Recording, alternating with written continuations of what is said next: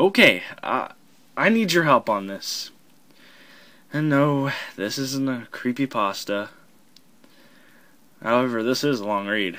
But I feel like my safety or my well-being could very well depend on this. This is video game related, specifically to Majora's Mask, and this is the creepiest shit that has ever happened to me in my entire life. Having said that, I recently moved into my dorm, starting as a sophomore in college, and a friend of mine gave me his old 64 to play.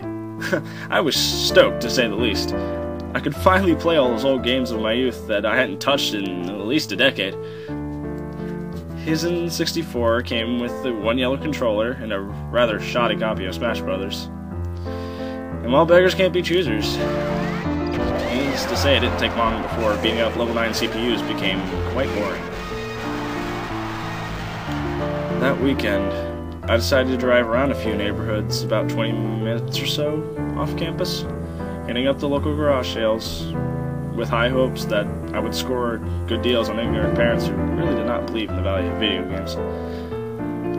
I ended up picking up a copy of Pokemon Stadium, GoldenEye, hell yeah, F-Zero, and at least 2 other controllers for $2.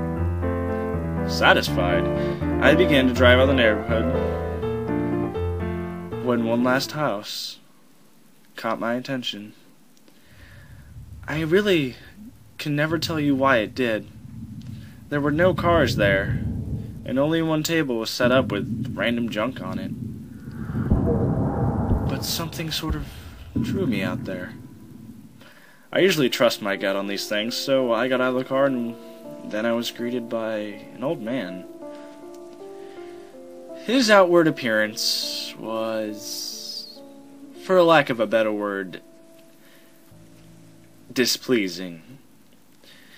It was odd, and if you asked me to tell you why I thought it was displeasing, I couldn't really pinpoint anything.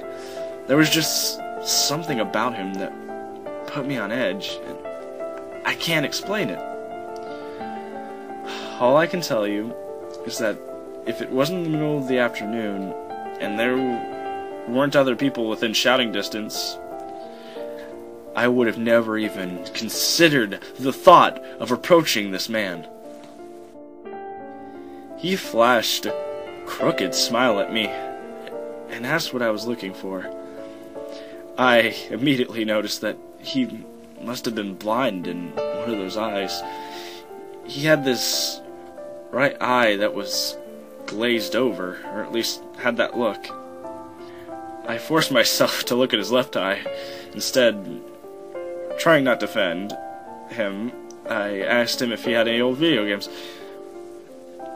I was already wondering how I could politely excuse myself from the situation. When he would tell me he had no idea what a video game was, I kind of figured that would happen, but to my surprise, he said he had a few ones in an old box. He assured me he'd be back in a jiffy, and he turned to head back into the garage.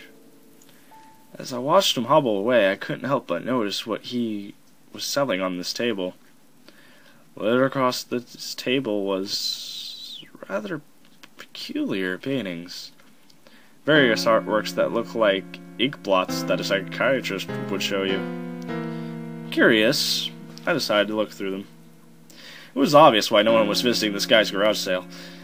These weren't exactly pleasing.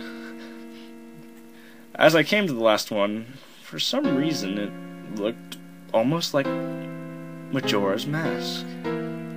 The same heart-shaped body, with little spikes protruding outward. Initially, I just thought that since I was secretly hoping the game would be at one of these garage sales, that I was thinking and projecting itself onto the ink blots, but given the events that happened afterward, I'm not so sure of that now. I should have asked that man about it. I wish I would have asked him about it. After staring at the Majora-shaped blot, I looked up and the old man was suddenly staring there again. arm's length in front of me, just smiling at me. I'll admit I jumped out of my reflex and I left nervously as he handed me an N64 cartridge. It was the standard gray color, except that someone had written Majora on the back of it in permanent marker. Oh, I got butterflies in my stomach when I realized that what a coincidence this was, and I asked him how much he wanted for it. That old man flashed that creepy smile again, and told me that I could have it for free? For free? He told me that it belonged to some kid who was about my age that didn't live here anymore. There was something weird about how he phrased that, but I didn't really pay any attention then.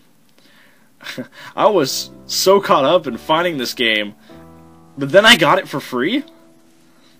How could you not focus on that? I reminded myself to be a bit skeptical since this looked like a pretty shady cartridge, and there's no guarantee it would actually work. But then the optimist inside me interjected that maybe it was some sort of beta version or a pirated version of the game, and that was all I needed to be back on Cloud 9. I thanked the man, and the man smiled at me and wished me well, saying, "Goodbye then." At least, that's what it sounded like to me. All the way on the car ride home, I had a nagging doubt that that man had said something else. My fears were confirmed when I booted up the game, which to my surprise it was working just fine, and there was simply one save file named Ben. "Goodbye, Ben." Oh. He was saying, "Goodbye, Ben." I felt bad for the old man. Obviously a grandparent who was really going senile. And I, for some reason or another, reminded him of this grandson named Ben. Out of curiosity, I looked at the save file. Eyeballing it, I could tell that he was pretty far in the game. He had almost all of the masks and 3/4 of the remains of the bosses. I noticed that he had an owl statue to save his game. He was on the day 3 and by the Stone Tower Temple with hardly an hour left before the moon would crash.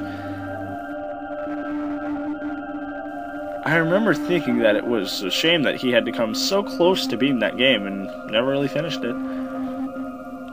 So, I made a new file named Link, out of tradition, and started the game. Ready to relive my childhood. For a very shady-looking game cartridge, I was surprised at how smoothly it ran. Literally, it's like I just bought a retail copy of the game. Besides a few minor hiccups here and there, like textures where they shouldn't be, random flashes and cutscenes at all intervals, and it's nothing too bad though. However, the only thing that was a little unnerving was that at the times the NPCs should call me Link. At other times they would just call me Ben. I figured it was just a bug, a fluke in the programming causes our files to get mixed up or something. Yeah, that had to be it. Well, it did kind of creep me out though, after a while. And it was after I had been beaten at the Woodfall Temple that I regrettably went into the sand files and deleted Ben. I had intended to preserve the file out of respect for the original owner, but it's not like I needed 2 files anyway. Hoping that this would solve the mysterious problem of the rather disturbing glitches, to say the least. Which it did, and it didn't. Now, NPCs wouldn't call me anything. Where my name should be in the dialogue, there was just a blank space. My save file name was still called Link, though. Frustrated, this bug that I hoped this game would work just and gave me a very high hopes because of how well it was running.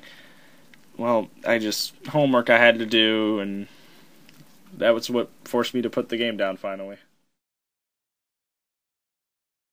I started playing the game again last night, getting the Lens of Truth and working my way towards completing the Snowhead Temple, if you must know. Now, some of you hardcore Majora's Mask fans know the 4th day glitch. For those of you who don't, just Google it, and the gist of it is probably there, but I'll explain it. The point is that right as the clock is about to hit 0, 0, 0, 0, 0, and endless amount of zeros, basically the end, on the final day, you talk to the astronomer and you look through the telescope. If you time it right, the countdown disappears and you can essentially have another day to finish whatever you're doing, which is critical in this game. Deciding to do the glitch to try and finish the Snowhead Temple, I happened to get it right on the very first try, badass, and the time counter at the bottom disappeared.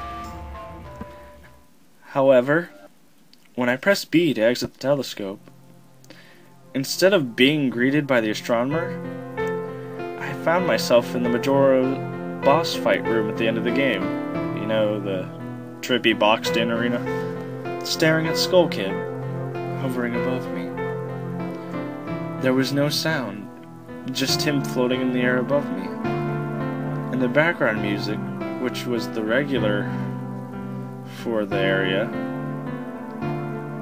was still playing, although, to be honest, that was creepy enough anyway. Immediately, my palms began to sweat. This did not feel normal at all. Skull Kid never appeared here. I tried moving around the area, but no matter where I went, the Skull Kid was always facing me, looking at me, not saying anything. Nothing would happen though, and this kept up for 60 hours that were really just seconds. I thought the game had bugged or something, but I was beginning to doubt that very much. I was about to reach for the reset button when text appeared on my screen. You're not sure why, but you apparently had a reservation. I instantly recognized this text. You get that message when you get the room key from Anju and the stock pod in. Why was it playing here? I refused to entertain the notion that it was almost as if the game was trying to communicate with me. I started to navigate the room again, testing to see if there was some sort of trigger that enabled me to interact with something here. Then I realized how stupid I was. To even think that someone could reprogram the game like this was just absurd. Sure enough, 15 seconds later, another message appeared on the screen. And again, like the first one, it was already a pre-existing phase. Go to the lair of the temple's boss? Yes, no. I paused for a second, contemplating what I should press and how the game would react. When I realized that I really couldn't select no for some reason, I took a deep breath, and I pressed yes, and the screen faded to white, with the words, Dawn of a New Day, with the subtext, LLLLLLL beneath it. Where I was teleported to filled me with the most intense sense of dread and impending fear I had ever experienced. The only way I can really describe the way I felt here is having the feeling of an inexplicable depression on a profound scale. I am normally not a depressed person. The way I felt was a feeling that I didn't even know existed. It was such a twisted, powerful presence that seemed to wash over me. I appeared in some kind of weird Twilight Zone of Clocktown. I walked down the clock tower as you normally do at the start of day 1, only to find that all of the inhabitants were missing. Usually with the 4th day glitch, you can still find the guards and the dog that runs around outside the tower, but this time they were gone. They were all gone. What replaced them was an ominous feeling. The ominous feeling that there was something out there in the same area as me, and that it was watching me. I had 4 hearts to my name in the hero's bow. At this point, I wasn't even considered for my avatar. I felt that I was personally in some kind of danger. Perhaps the most chilling thing was the music. It was the song of healing, right from the game itself, but it was in reverse. The music would get louder, building up, so as if you could expect something to pop out at you. But nothing ever did, and the constant loop began to wear on my mental state. Every now and then, I would hear the faint laugh of the happy masked salesman in the background, just quiet enough so that I wasn't sure if I was just hearing things or if it was actually there. But it was loud enough to keep me determined to find him. I looked in all 4 zones of the clock town, only to find nothing. No one. Textures were missing. West Clock Town had me walking on air. The entire area was... it felt broken. Hopelessly broken. As the reverse song of healing repeated for what must have been the 50th time, I remember standing in the middle of Clock Town, the south side, realizing that I had never felt so alone in a video game before. As I walked through the ghost town, I don't know whether it was the combination of the out-of-place textures and the atmosphere and the haunting melody of the once peaceful and soothing song being butchered and distorted. But I literally was on the verge of tears and I had no idea why. I hardly ever cry. Something had gripped me here, and this powerful sense of depression was both foreign and crippling, and I don't understand.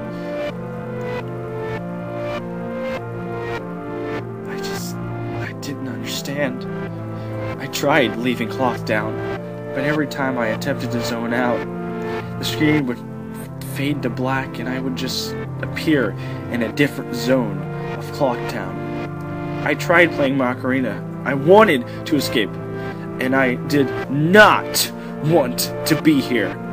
But every time I played the Song of Time or the Song of Soaring, it would only say, "Your notes echo far," but nothing happens.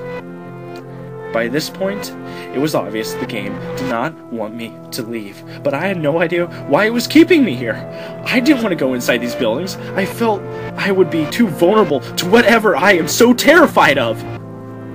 I don't know why, but I came up with the idea that maybe if I drowned myself in the laundry pool, that I could spawn somewhere else and leave this wretched place. As I zoned in and ran towards the pool, that's when it happened. Link grabbed his head, and the screen flashed for a brief moment. The happy mask salesman was smiling at me. Not Link, me. With the Skull Kid's scream playing in the background, and when the screen returned, at the Link statue from playing the song Elegy of Emptiness. I screamed as the thing just stared back at me with a haunting facial expression. I turned around and ran out back to South Clock Town, and to my horror, the freaking statue followed me. The only way I can compare this is like the weeping angels from Doctor Who. Every so often, at random intervals, the animation would play the statue appearing behind me. It was like the thing was chasing me, or I don't even want to say it. Hunting me. By this point, I was on the verge of hysterics. But not did I even once have the thought of turning off that console. I don't know why. I was so wrapped up in it, and the terror felt so real. I tried to shake the statue, but it would literally appear right behind me every single damn time. Link started to begin to make weird animations I had never seen him do before. He would flail his arms around or spasm randomly, and the screen would cut to the happy mess salesman smiling again. Smiling again for a brief moment before I was face to face with that fucking statue again. I ended up running into the Swordmaster's dojo and ran to the back. Don't ask why, but in my panic, I just wanted some kind of assurance that I'm not alone here. And to my dismay, I still found no one. But as I turned to leave, the statue cornered me in the cubby in the back. I tried attacking the statue with my sword, but that didn't do a damn thing. Confused and backed into a corner, I just stared at the statue and waited for it to kill me.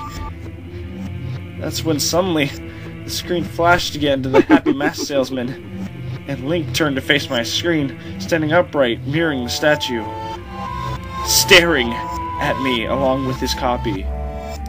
Literally staring at me. Whatever was left of the fourth wall was completely shattered while I ran out of the dojo terrified. Suddenly the game warped me into an underground tunnel, and the reverse song of healing queued up again as I was given a brief moment of rest. And then the statue started appearing again, behind me, this time aggressively. I could only take a few steps before it would summon behind me again. I hurriedly ran my way out of the tunnel and appeared in Southern Clock Town. As I ran aimlessly in a sheer panic, suddenly the Redet screamed, and the screen faded to black as dawn of a new day, and LLLLL appeared again. The screen faded in, and I was standing on top of Clock Tower, with Skull Kid hovering over me again. Silent. I looked up, and the moon was back, looming just meters above my head. But the Skull Kid just stared at me, hauntingly, with that fucking mask. A new song was playing, the Stone Tower Temple theme, except it was in reverse. In some sort of desperate attempt, I quit my bow and fired off a shot at the Skull Kid. And I actually hit him. He played an animation of him reeling back. I fired again, and on the third arrow, a text box appeared saying, "That won't do you any good." And I was picked up off the ground, levitated upwards on my back, and Link screamed as he burst into flames, instantly killing him. I jumped when this happened. I had never seen this move used on anyone in the game, and Skull Kid himself didn't have any of these moves. As the death scream played, my lifeless body was still burning. The Skull Kid laughed, and the screen faded to black. Only for me to reappear in the same place again. I decided to charge him this time, but the same thing happened. Link's body was lifted off the ground by some unknown force, and he immediately burst into flames, again, murdering him. This time during the death scene, the faint sounds of the reverse song of healing could be heard. On my third and final try, I noticed that there was no music playing this time. All that was there was eerie silence. I remembered that in the original encounter with Skull Kid, you were supposed to use the ocarina to either travel back in time or summon the giants. I had to play the Song of Time. Before I could hit the last note, Link's body once again horrifically exploded into flames, and he died a third time. As the death scene neared its end, it began to chug as if the cartridge was trying to process a lot of something. When the screen came to, it was the same scene as the first three times, except this time Link was lying on the ground and dead in a position I had never seen in the game before. His head was tilted towards the camera, with Skull Kid floating above him. I couldn't move. I couldn't press buttons. All I could do is just stare at Link's dead body. After around 30 seconds of this, the game simply just faded out with a message. You've met with a terrible fate, haven't you? Before I was kicked out to the title screen. Upon getting back to the title screen and starting again, I noticed my save file was no longer there. Instead of my profile link, it was replaced with Your Turn. Your Turn had 3 hearts, 0 masks, and no items. I selected Your Turn, and immediately when I did, I was returned back to the clock tower rooftop scene with my Link dead and Skull Kid hovering over, with the Skull Kids laughing, looping over again and again. I quickly hit the reset button when the game booted up again, and there was more than 1 save file added. Below Your Turn was Ben. Ben's save file is right back where it was before I deleted it, at the Stone Tower Temple with the moon almost crashing into the earth. I turned off the game at that point. I'm usually not superstitious, but this is way too fucked up, even for me. I haven't played it at all today, and hell, I didn't even get any sleep last night. I keep hearing the reverse Song of Healing music echoing through my head, and I just keep remembering that sense of dread I felt exploring that empty, lifeless clock town. I drove back to the old man's house today to ask him some questions with a buddy of mine, because there was no way in hell I was going there alone. But I only found that there's a for sale sign in his front yard, and I continuously rang the doorbell, but no one seemed to be home. So now I'm back here, writing down the rest of my thoughts and recording what happened. Sorry if some of this has grammatical errors and whatnot. I'm running on no sleep here, and I wasn't too good at that sort of stuff anyway. I'm so terrified of this game, and even more so now that I've relived it a second time recording this. But I feel like there's more to this than meets the eye, and that there's something calling me to investigate this further. I think Ben has something to do with this, but I don't know what. And if I could get a hold of the old man, then hopefully I would be able to find some answers. I need another day or so to recuperate before tackling this game again. It's already taking a toll on my sanity, I feel like. But next time I do this, I'm going to record my footage all the way through.